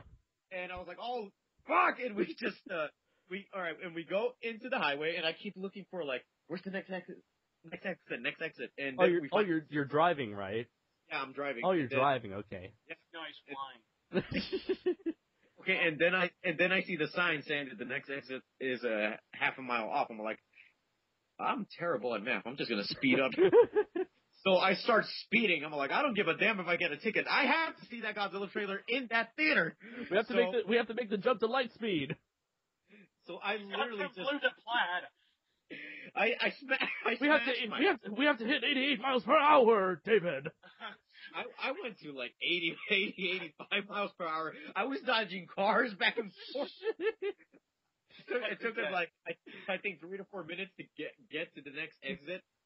And so finally we have to like make a U-turn. So we have to get back to the highway to get back to the casino. Next thing you know, the truck in front of us, I see a guy throwing up. I'm like, what the fuck? So throwing up in the car or just like throwing up like out the window? Window. So Adam knows where this is going. Okay. Here's the thing. I didn't notice it at first. My friend noticed. He noticed it when the light turned green, and as soon as we were moving, he turned to me and said, "Did you see that?" I'm like, "See what?" Next thing I know, there's a whole pile of carrots and orange-looking stuff on my windshield. I'm like, "Fuck!" And I'm scared because I think we're about to die, so I start swerving the car a little bit because I'm trying to find the button to for the windshield, the wind wiper. Jesus, take the wheel! And I'm just cursing left and right because I think not only am I going to die, I'm not going to see Godzilla in the theater. I'm not going to see this trailer in that same theater I want to see it. I'm like, fuck! At least you weren't thinking that you weren't going to see Godzilla 2014 at all. That's what I was thinking. Oh. It was worse than not seeing the trailer. So like, oh my god! I'm like, you're thinking like of all the things you could worry about never experiencing, like getting married, having a child, seeing a child graduate or whatever. Nothing Godzilla. On Godzilla, that has nothing on Godzilla. Godzilla is a lifestyle. I don't know how many times I have to explain that to people. It's a lifestyle. Anders, Adam, the day I go see Godzilla 2014 will be the greatest, best day of my life. My wedding will probably be number 3. What if it sucks? Shut up! Don't jingle! What if it really sucks? Oh God, I hope not. You're reminding me of that last scene from the movie Fanboys, where all the characters are like at the end of the movie. They're finally going to watch episode 1, and one guy says, "What if it sucks?" And they're all just looking at each other. End of movie. Yeah, what if it sucks? If it sucks, I want to hear specifically. It would be worth it if I could just hear Gorzard's rage. Word for the hatred, because I don't think any of us could top Gorzard's rage. Anyway. but I just couldn't. Well, anyways, go ahead, David, with your attempts to wipe the carrot vomit from your windshield as you were driving God knows how fast. Carrot vomit. Okay. Well, the thing was that since while I was panicking, I was also increasing the speed of the car. So I thought I was going to crash into the truck, but it turns out that there was like the lane in front of us was already clear. So I'm like, oh, thank God. And I see the casino to the left, and we're like, oh, we're there already. So I guess I was raging and driving at the same time so blindly I didn't notice that we were past like 3 minutes. Mm-hmm. All right, so we make it back. Not to the casino, but we make it back to the to the little convenience store, just in time to get some snacks. There's like 10 minutes left, and so I get 2 bags of chips. One of those that cost like $1.49. My friend just gets a piece of candy. I'm like, what the fuck? Hey man! I also get candy before I go to the theater. Okay, this is one of the tiniest ones you can easily fit into like your pocket. I had to bring my jacket and hide it under my armpits and into my pocket pants, and kind of look like you're kind of like walking the theater, just looking like MC Hammer with those baggy pants. I'm getting to there. You're like, hey man, like what's that? It's all me, man. I'm getting to that. Okay, so we get our snacks and we get back to the casino. Now the problem is finding a parking spot. And so, luckily for us, there was a parking spot close to the theater. And so, I'm panicking because I have no way to hide these chips in my pants or my jacket. So what I ended up doing was like, I guess crushing them into little tiny pieces. I ended up crushing the chips into tiny pieces. Aww. Dave. Wait. You couldn't have just You should have stuffed it down the front of your pants and made it look like you had a huge junk.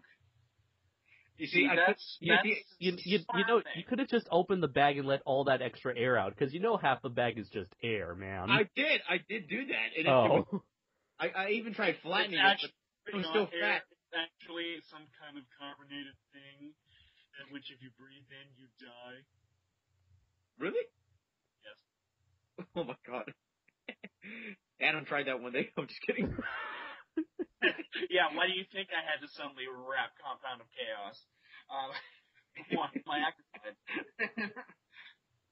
Alright, so anyways. So I get my jacket, and I put at least like one bag in there, another bag in my pocket pants. And so we're running to the theater, because now up to this point we only got 3 minutes left. And since Godzilla's attached to the Hobbit, and there's no way to predict when it will show up, when it will appear. I think it was like the second or third trailer for me. Well, I do just want to say that when I came bursting into our local theaters, the guy who owns the theater, Dave, since he runs it independently, it's not part of any chain. I come bursting through the doors, and I slam my $7 down on the counter, and I go, "I'm here to see the Godzilla trailer. I mean, the Hobbit." Nice. All right, so we're running to the frickin' theater, and my hand is in my pants and in my jacket, and I look like since they're like noticeable bags, they're like flipping back and forth, and so everyone's just looking at us like, what is this guy holding? I'm all like, fuck off! I'm trying to go see Godzilla. didn't really, Fuck off, I'm trying to see Godzilla. I didn't really say that, but I had that look like, fuck off, move out of the way, I'm in a hurry. We just kept on running and dipping. Uh-huh. So, this is one of those theaters where you don't have to, like, go past an attendant at the box office. Uh-huh. You just go past the box office and just go straight towards the theater, and there's an attendant there. Uh-huh. We just handed our tickets and we went in, and just to make yourself not noticeable that you have bags, you're like whistling. No, I pretended I was cold. I was like, So you can't. I don't understand that. So you can't bring your own food into the theater? We can't either. No, I think that's for Wow. every America, but there's loopholes for us. Well, that's because our theater's independently owned. Yeah, Adam. They have no rules there. I had to sneak in my Taco Bell into the theater that day. I snuck a Subway one time. I don't want to ask where you hid that. Yeah, his pants made it look like a huge chunk. No, my dad did that. I did it. Surprisingly, my dad got looks. I'm pretty sure they were looks. Okay, anyways, the story doesn't end there. Uh-huh. That same day, I promised a friend of mine that I would take her to her boyfriend's house and then take her back home. The whole reason why I wanted to see The Hobbit again was to see Smaug. And the reason why I wanted to see it in high frame rate is because I heard that, the barrel sequence and the Smaug sequences look so brilliant in high frame rate. So brilliant. That barrel scene was definitely a lot better in 48 frames per second. Right, and yeah, they're not that bad. Okay, and this is where things go downhill for me for the rest of the night. She calls me the moment Bilbo walks into the dragon's lair. I'm like, oh my god, can't you wait another hour? And she's like, no, I gotta go work in 3 hours. I'm like, and so I'm like in a predicament. So wait, she's with you in the theater? She's at her boyfriend's house, and she just calls me in the middle of the movie. She's just gone through having hot, sweaty sex. Probably. I really hope she listens to this.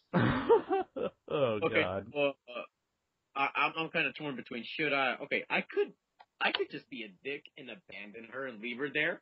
Mm-hmm. And just watch Cumber Smog, or I could live up to my promise and go get her because I already seen The Hobbit, but I want to see it in high frame rate, and it's about to focus on Smog. So I ended up doing the, I guess, quote unquote, right move and leaving the theater, leaving my friend there to go give this person a ride back home. We're like, damn it! To your car covered in carrot puke. So I go. Alright, so I go there and I pick her up, take her back home, and it's just complete silence after that because I'm pissed. Mm-hmm. I get back and the movie ends where they dump that gold on Smog and he flies away and he ends. At least you got to see Smog. No, I forgot my 3D glasses. I left them in the car, so it was all like blurry. I'm all like, damn it. Well, at least you're gonna remember this and you're gonna laugh about it about 3 years down the line. Or laugh about it right now. It doesn't end there. It doesn't end there. Okay, I love these tales. Borazar tells good stories. But wait, there's more. Yeah, there's more. Okay, so there was another showing that started an hour after the IMAX frame rate one. Uh-huh. That one started at 1020, and this one, which was the regular 2D one, started like at 1120. Mm-hmm. So I tell my friend, hey, well, let's go see what part they're at. And we walk into the part where I left out on the IMAX 3D one, where Gandalf walked. Awesome. Mm-hmm. So I was able to see the scene that I paid to see it in the first place, but not in 3D high frame rate. Uh-huh. But at least I got to see Smog again. Yeah. It's good karma, I guess. I can't believe Smog was motion capture. He was? Yeah. Wow. Benedict Cumberbatch. Yeah, he had to be on his Jesus. Nice. Benedict Cumberbatch. Yep, he's the new Jesus. I forgot, was this Legendary Pictures? No. Okay. This was Warner Brothers and New Line Cinema and MGM. New Line Cinema. Okay. Now I really want to know, seeing seeing Gollum and Smog, and now I want to see Godzilla motion captured. I really hope he's motion captured. I think he can be. Like, everyone was like, no, it needs to be some kind of, like, mammal to do it. And I'm like, explain Smog, bitches. I love this picture that I found on Jose Garcia's channel, where he was like, you see Smog go, I am fire, I am death. Mm-hmm. And then all of a sudden, you see Godzilla blowing shit up underneath it, and he says, that's cute. My favorite one is, you have a screenshot of Godzilla from, I think, Mechagodzilla 2. And there's just a subtitle saying, you got Jaegers? That's adorable. That's adorable. Yeah. That's adorable. You know what's funny? Jaegers would Godzilla would love Jaegers because he could feed off of them. What, well, he could feed off Gypsy. He could feed off Gypsy Danger. He could feed off Gypsy Danger. Yeah. First all off, the other. Oh, go ahead. No, one Godzilla tower over Gypsy Danger, anyways, because Gypsy Danger's only like. I'm sorry. I don't know how tall Gypsy Danger is. Never mind. Depends on which Godzilla, because Godzilla 2014 is supposedly the tallest Godzilla ever. Like 500 feet or something? Close to that range. Oh my god. I don't know, like, I know, like, they're all technically supposed to be, like, varying shapes and sizes, but whenever I think anything that's, like, considered giant, like Megazord or like, any or Mazinger Z or Godzilla, whatever, I always like to picture them, like, being the same height. It's like, I don't care with the technicalities, okay? I imagine them all the same height. Why? Because I want to imagine them fighting each other on equal terms. I love that's how Pacific Rim should have ended. Yeah. Let's just nuke them as they come out of the drift. No, we create the giant robots. Giant robots to combat the kaiju, so we can see them fight. Yeah. Nukes. Yeah. It is one of those, like, leaps in logics for that movie. But it works out in the end because, hey, it looks awesome. Fuck you, I'm a dragon. I love that picture. Your arguments is invalid. Let's see. So should we add anything else, or should we end the episode right? Wait! I have one last thing to share. Okay. And I think this would compensate for Monday for missing out the chat. Okay. Sad day for me, but happy day for you guys. I received the yellow light of death on my PS3. It's dead. It's dead now. That happened. That happened to me last year, I believe. Yeah. What'd you do? Tell me, because I've been looking at tutorial videos on how to fix it, and apparently I gotta open up the damn PS3. See, here's what I did. I went online, not online. I contacted through the phone the Sony's or PlayStation customer service.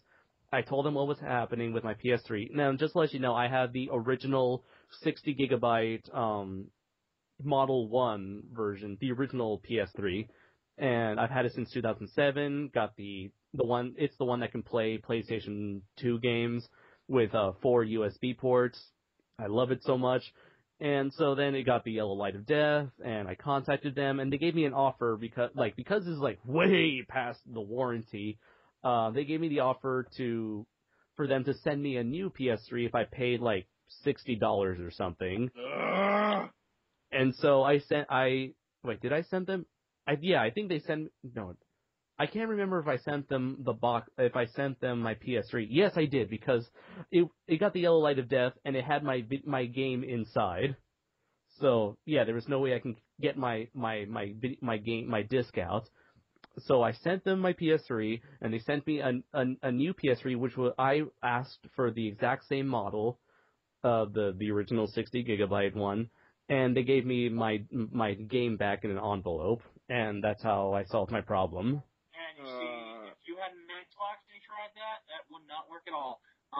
They would have said, fuck you. Get a new one. Oh, no, they actually have a service where They give you you send them they give you, I think from what I heard, they give you a box, you put your broken Xbox 360 in that box, you ship it to them, they give you a new 360 for free. Okay, I don't know if that probably would apply to me because I kind of modified my PS3. It was a 40 gigabyte PS3, and it doesn't play PS2 games. It plays PS1 games for some reason. I don't know why, but not PS2. Yeah, I can play PS1 games for some reason. They when they made the second model of the PS3, they took out the backwards compatibility with PS2 games. Why? I am assuming so they can continue selling more PS2s, or sell. I'm gonna wind up buying a PS2. Or sell PS2 games on PlayStation Network. Okay, so I modified my PS3, not all of it, just like 1%. I removed the 40 gigabyte thing with the terabyte. Mm-hmm. Would they know that it's a terabyte? I don't think they can tell because they can't even turn the thing on. Would they even care if I did that? Would that? I don't think so. Even help me? I don't think so because as long as you just pay the money, they'll just send you a new one. And how long has yours lasted? Wait, it's only been a year. Yeah, it's been a year. I had Akira in the PS3. Are you serious? Wait. How long did you have PlayStation before you got the yellow light of death? Me? Yeah. Me, right? Borzart? Not Andres? Yeah, both of you, because I haven't had the yellow light of death yet, knock on wood. Mine was used, and I got mine in October 2010. I got mine new in 2007. Yeah, I was going to say, because I was like, I thought you guys said yours was only a year old for a second, and I was like, holy crap, I've had mine for like 3 years, I'm screwed. Oh, no. I've had my new PS3 for a year. Oh. Well, of course, I don't play many games either.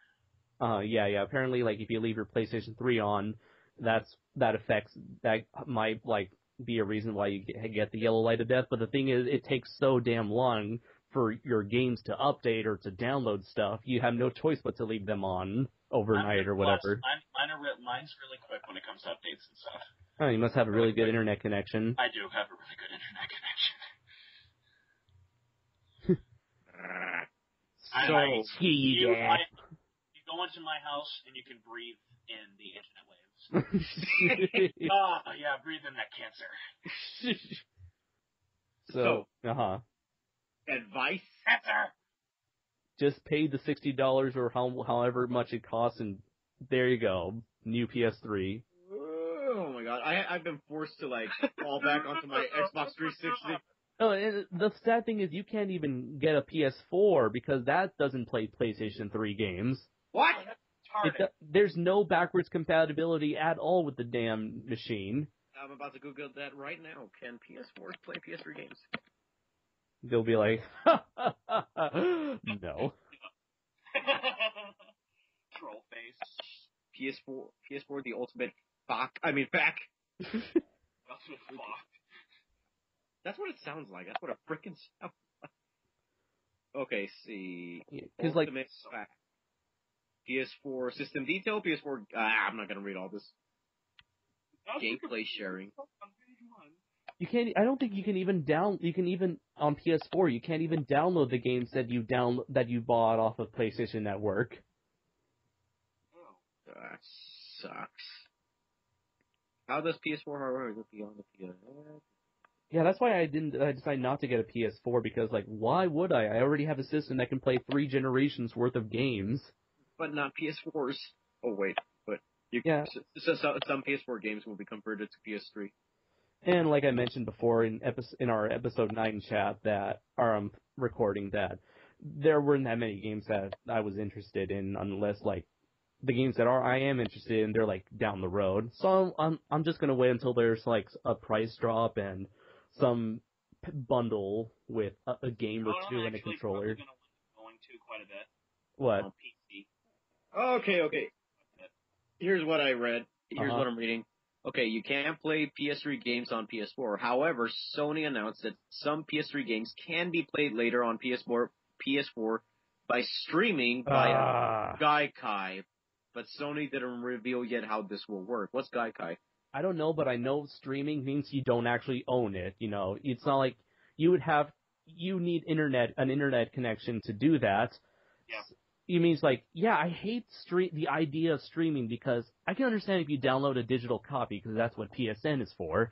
But if you don't have a physical disc or if you don't have the actual data in your machine, then with streaming, you don't actually own the game. That's how I see it. Okay, I'm a little bit new to the concept of streaming. Keep going.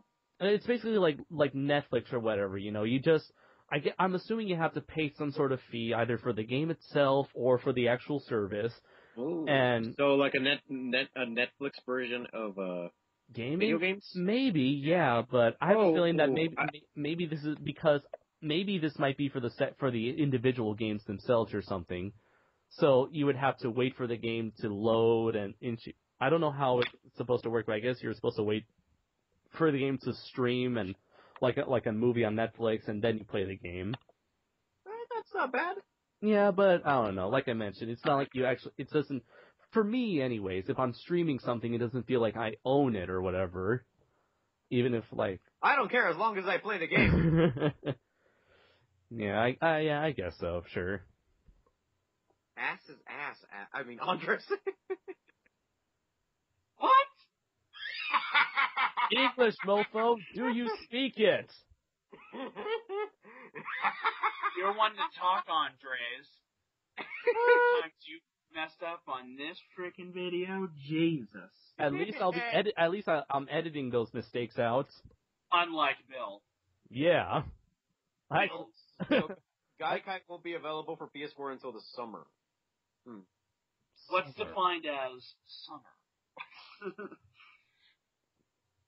No, that's July. I don't know. I guess that's. Oh wait, no. Well, I'm thinking movies. May, June, May, July, August, September, October, November, December. Coming eventually. Now I'm thinking about the ending of the Game of Thrones parody trilogy by South Park: The Stick of Truth, coming soon. Yep. You're like, yeah, right. Well, anyways, this has been episode 1 of Shuwatch, Super Dynamic Ultra Force Go, and we hope you've enjoyed it, and until next time, everybody, I am Andres Perez, aka KaijuNoir. I am Gorizard, and the damn internet bounced to no man until now. And I am Adam Noyes. And until next time, everybody, take care. God help us all.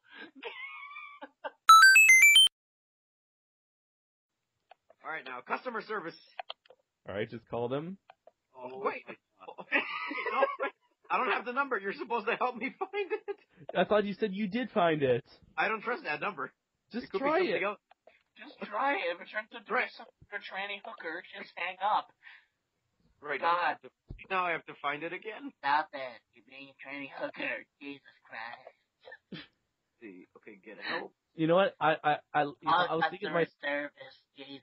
Just call the customer service. I don't know which one it is. I mean, there's like general help, support forums, or repair, Nando's warranties. Oh my God! Just call customer service and be with the blitz. Shut up, Mom. I don't even sound like that. I smoke a whole pack of cigarettes every hour on the hour. In fact, every single month I go through an entire truck of Camels. Jesus Christ. David Joshua Hernandez. Contact support, I guess. Oh, did you see this one? Let's see. Well, did you find was the one you found was like 1-800-345-7669? I forgot. The one that's fuckyourself.com. I'm gonna see if that's actually a website. Hold on. Go fuckyourself.com. Phone. Average wait time up to 15 minutes. I am not willing to wait that long. Live chat currently unavailable.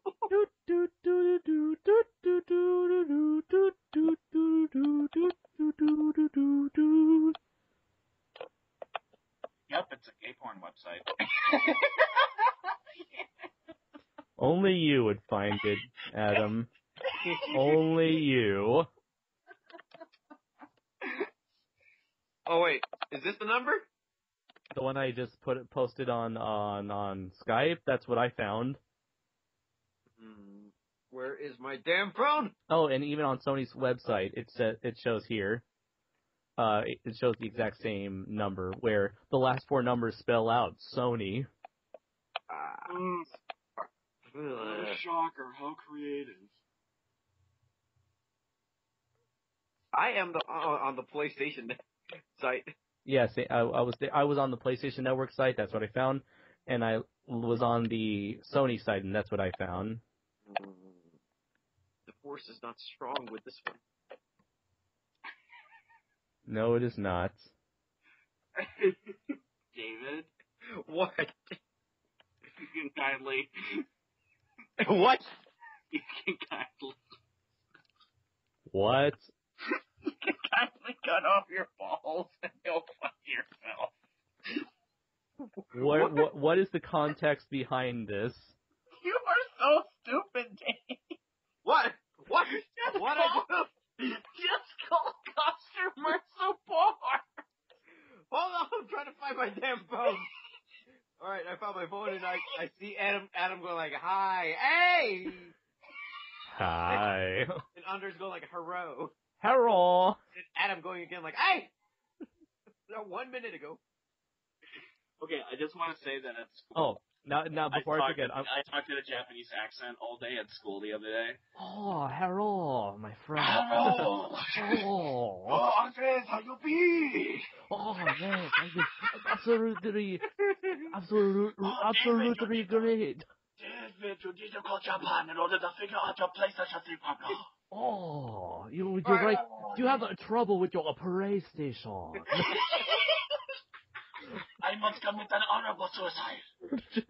I could not help you with your problems. Therefore, I will You dishonor myself. English. You know speak English, you stupid Japanese can't. When I get the funny feeling that these people are just going to tell me to buy a PS4. Why don't you just buy PS4? No! Fix my shit! Yeah, when you pick up and say, hello, PlayStation customer support, how can we help you? Just scream into the phone, fix my shit! I would probably do some shit like that at prayer. Like, fix my PS3! Huh.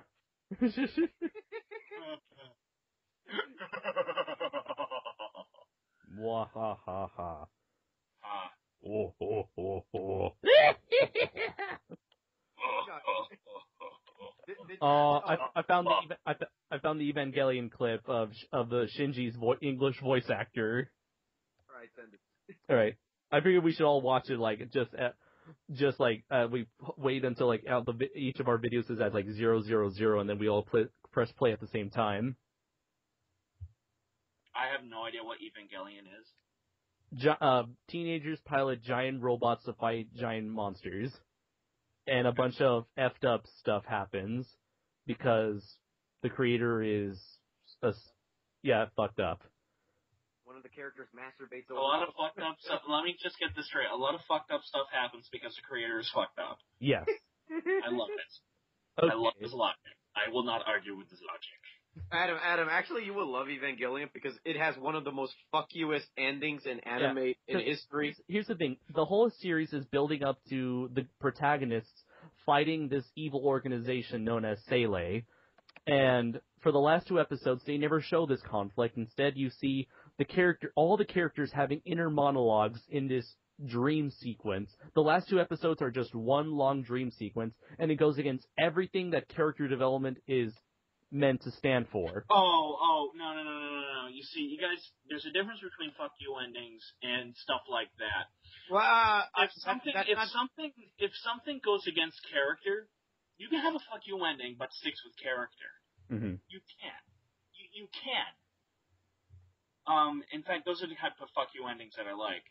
But that wasn't the ending I was mentioning. There's two different endings. I should have emphasized on that. The one from the TV series, and then there's a movie that's supposed to be a conclusion to the anime. But the movie's just as fucked up. Yeah, it's a major fuck you in total. The whole movie. At the end of the movie, everyone dies. Everyone in the entire world dies. That's amazing. The whole movie is one single fuck you to the fans. The opening. I'm just gonna spoil it for you guys. Yeah. The opening just has one character, the main character masturbating to a female character's exposed body, unconscious in a hospital. Masturbating to an unconscious body. Wait!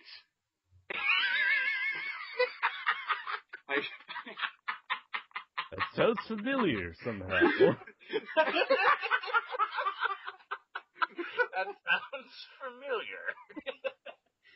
Hold on a second, let me call my Japanese self. Because people complained about...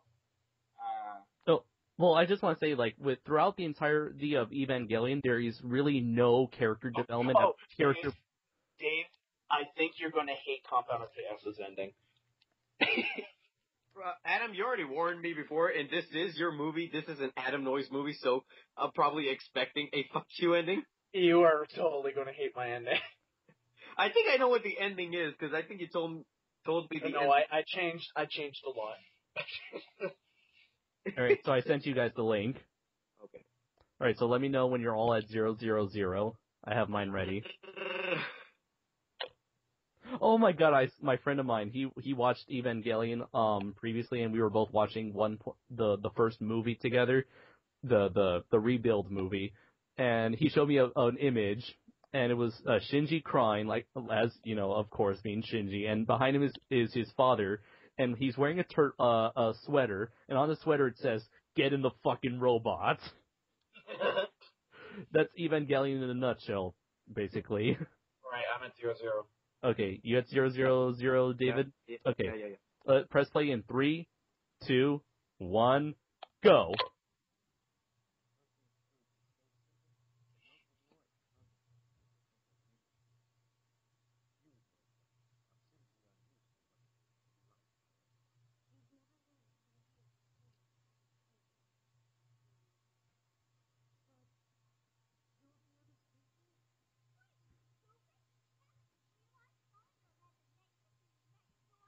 So wait, the entire series is in this kid's imagination? No, the last 2 episodes are in his head. Just like preaching and lecturing.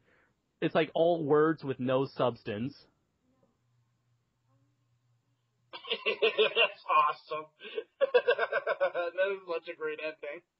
It's like I mentioned, it goes against character development because character development is supposed to happen through a character's actions.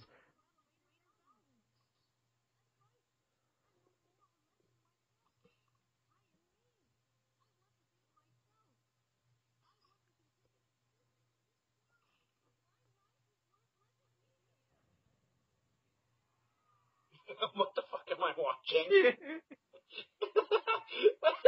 Just all the supporting characters saying, "Good job for doing absolutely nothing." Congratulations, Shinji, you whiny little bitch. Congratulations on all the times you've abandoned your friends.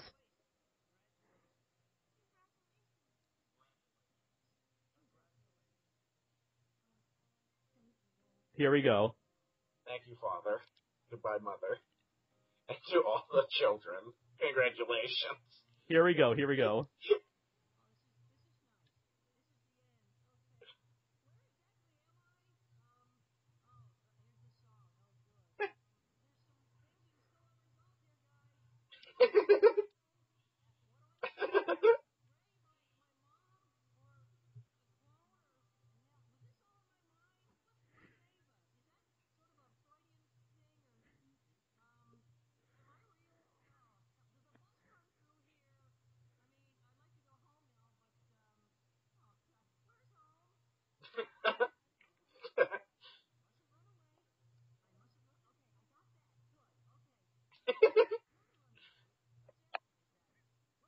analyze that.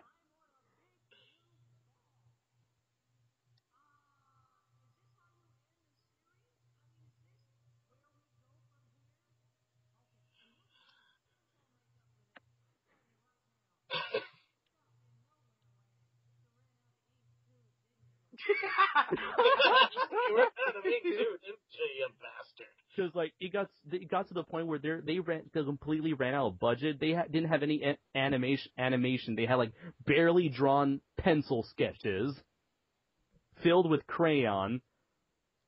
They also used live action footage. So live action with barely detailed sketches, along with images of characters not moving. Okay. So that is the ending to the series. Ending to the series. To the TV series, but there's like a second ending. It's a feature film that's supposed to be a conclusion to the series, to the TV series. A replacement to the last two episodes. Okay, I love this. And on the side it says Evangelion explanation in 7 minutes. Oh yeah, I think I must have seen that before going to into the series, where it's explained like the mythology of where the monsters came from, and that is all this explanation is never explained in the movie itself, in the movie nor the the series, explaining how there are these two super angels, and these super angels, one created the humans and one created the monsters, and blah blah blah, fighting in the giant war. Actually, it's kind of explained. You just have to like watch Evangelion several times to understand it, because the explanation is there. It's just hidden. Also, there's this whole other level where there are these aliens who created the super angels, and oh my god, I really want to watch this show now. They go these aliens. They create a super angel for each planet, but for planet Earth, they made two super angels. So these super angels named Lilith and Adam. Lilith created the humans, and Adam created the monsters, and they're at war. And the humans, they captured Lilith and used Lilith to create the giant robots, which aren't really giant robots. They're actually cyborgs. They're artificial monsters. They're giant humans. I really want to watch this. And to make it more complicated, the main robot that the protagonist uses absorbed the main character's mother. So now the robot has the mother's spiritual and physical essence, so it remembers Shinji. And oh my god, there's so many levels of what the hell is never explained. It's so complex, but it's cool. It's like Inception. Yeah, it is cool, but it's never explained. You know what this sounds? You want to know what this sounds like? What? The Mass Effect 3 indoctrination theory. And you guys wouldn't get it because you guys haven't played the fucking games. Right. I hate you guys. It's boring. I can't talk to you about anything. Jesus. Adam, if you want to see the series, I can actually make you a copy, because I have like the best copy of the series. The best edition of it. Are you just gonna send me like a bajillion DVDs in the mail? I'm gonna send you a shit ton of DVDs. See, do you have any? David, do you have any giant robot shows on your hard drive that you can send me DVDs of? Hard drive. Or anything that you can make a bunch of DVDs out of? I mean, I have giant robots. Dave. Ooh. Oh wait, I can get that on DVD. I don't understand how you thought the ending to Lake of Death was a few ending. I don't get it. Okay, the original ending that you pitched to me was that, okay, was it Lake of Death? I remember an ending where the survivor is discovered by, like, someone in a tank. Yeah, that's Compound of Chaos. Now be quiet. Because Andres needs to see it. I found the image of Shinji's dad with the shirt that says, "Get in the fucking robot." Seriously, like, Shinji, he's such a whiny little bitch that he, like, on, like, 5 or 6 different occasions, he's like, "I'm not gonna pilot the robot anymore. I don't know. What's the meaning of life?" I'm pretty sure if they went forward with the American version, they probably would have had a line like that. Just the fucking robot. It's funny, like, while my friend and I were watching Evangelion, the rebuild movie, we were just spending the whole time taking the piss out of Shinji. No, I take it he's the main character. Yeah. Oh God. And he has like really psychological problems. He has like his father just like treats him like dirt or whatever. He like abandoned him, and now his dad's like, I have use for you now. Pilot this robot. You know, I really wouldn't want to meet the creator of Evangelion because apparently, his name is Hideo Anno, something like that. Yeah. Apparently, Hideo Anno is Shinji in real life. Oh dear God. All of those personal stuff that Shinji had to deal with was a reflection of what the creator had to deal with his personal life at the time. So he applied it to the show. Well, that's cool. That's interesting and all, but I just wanted this character to change. I wanted him to evolve. Want him to progress. Just to go from start out one way and then end with another, like an actual protagonist is supposed to go through. But no, he stays static. All these characters that stay static from beginning to end. And they attempt. So I guess I shouldn't watch the show. Just watch the movie. Just watch the new movies. That's my recommendation. I recommend the anime. I say screw the anime. Watch the movies. I'm gonna watch the anime. All right. So I should make you a copy?